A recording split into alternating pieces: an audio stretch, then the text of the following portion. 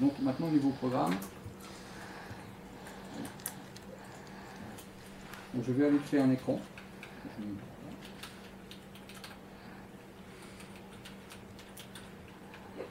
Voilà, donc là je suis en mode caractère, donc là je crée simplement un écran dans lequel je ne vais pas lui dire de ne pas enregistrer l'information. Donc mon écran apparaît vide, donc il faut maintenant lui mettre dedans des champs. Donc là, je fais création de champ. Donc là je décide d'un nom de champ.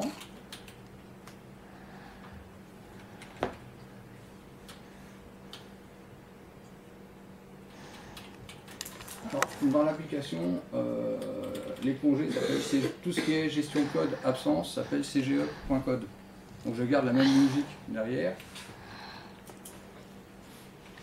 Donc là, à ce moment-là, je mets absence.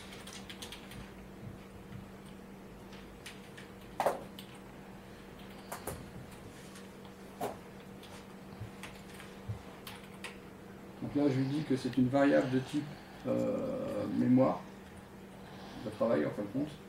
D'accord ?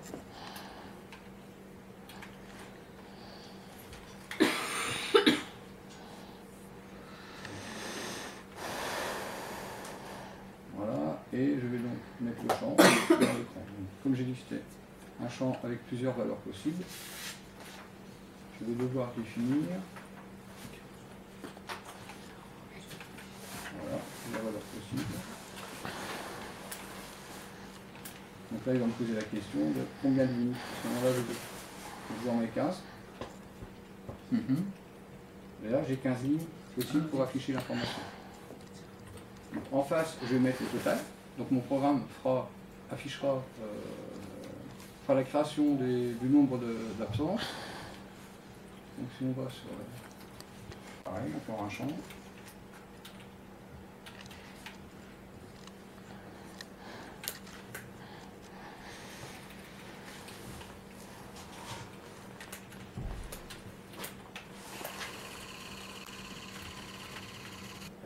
Donc là, je dis que c'est du numérique.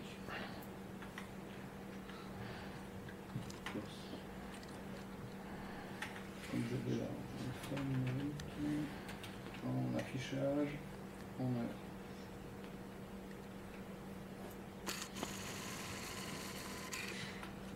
là, je dis qu'il est lié. Là, à ce moment-là, ici, on a le choix au niveau de l'écran pour dire, voilà, ce champ-là, c'est un champ aussi en multivaleur. Est-ce qu'il est lié à un autre champ ou est-ce que c'est lui, il se contrôle tout seul? Donc là, je vais mettre lié au champ des absences ici, pour que la quantité ici soit à chaque fois liée au champ qui est en face. Donc je mets le D. Et vous remarquez que tout ça, c'est en anglais. C'est ce que tu viens de dire. Oui. Ah, c'est bien. Donc là, je veux l'afficher. Voilà. Donc là, on voit ici qu'on a autant de lignes qu'on en a de l'autre côté.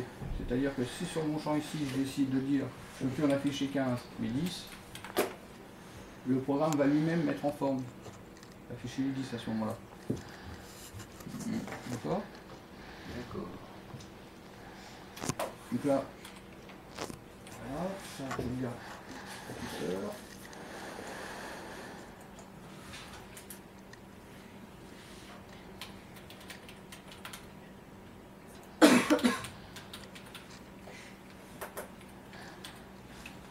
Donc ça c'est le nom que je vais donner à mon écran pour quand il va s'afficher. Si on revient par rapport à là, ici on a un titre là, qui s'appelle demande d'absence. C'est en fin de compte le titre que je viens de mettre dans le processeur.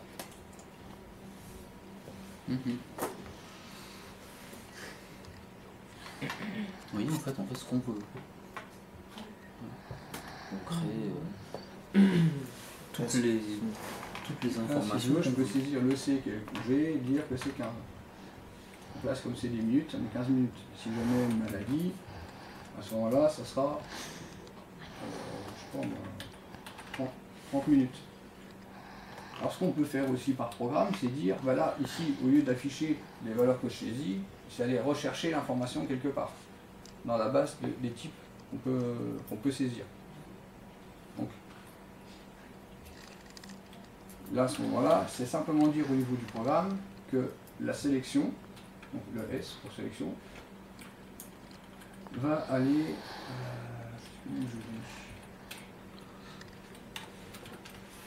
voilà, je reprenne ce nom-là. Ça, c'est le nom de mon écran, de mon champ. D'accord. Donc, maintenant, si je fais... Voilà, je dis au système, ben voilà.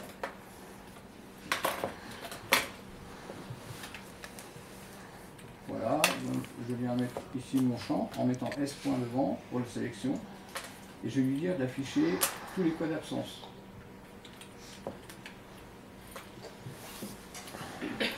Donc là ici, par défaut, tout ce qui est congé, tout ce qui est absence s'appelle cge.code, j'avais dit tout à l'heure. Donc on voit ici que le s.cge.code par défaut va chercher un programme qui s'appelle p.s cge.code. Donc maintenant si je fais F3,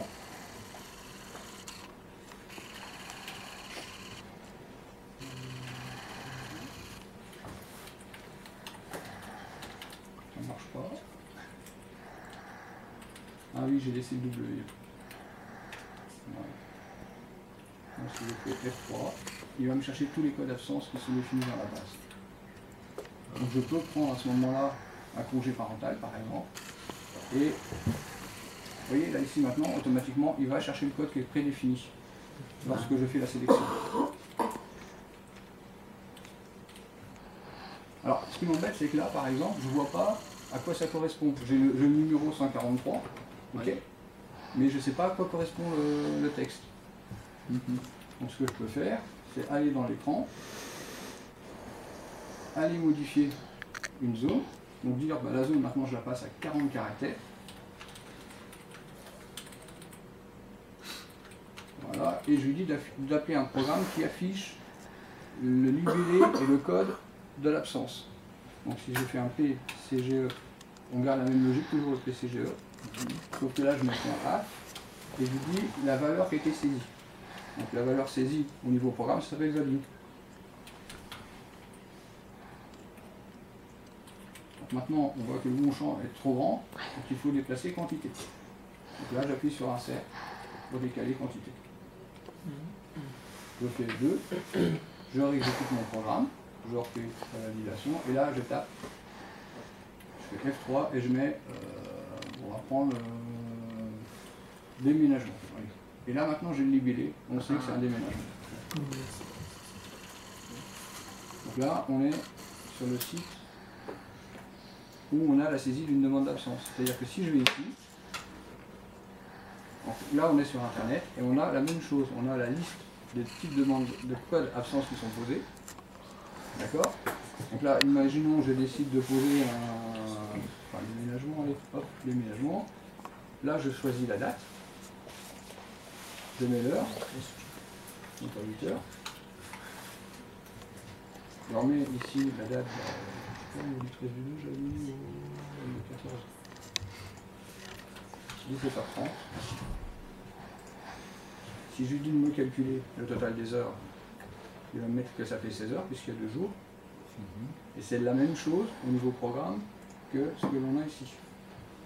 On a vu tout à l'heure, ici.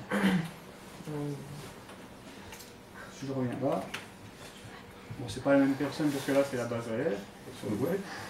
Et là on voit bien qu'on a la date de début, la date de fin, l'heure de début et l'heure de fin, qui donne un total d'heures. C'est une vue différente, en fin de compte.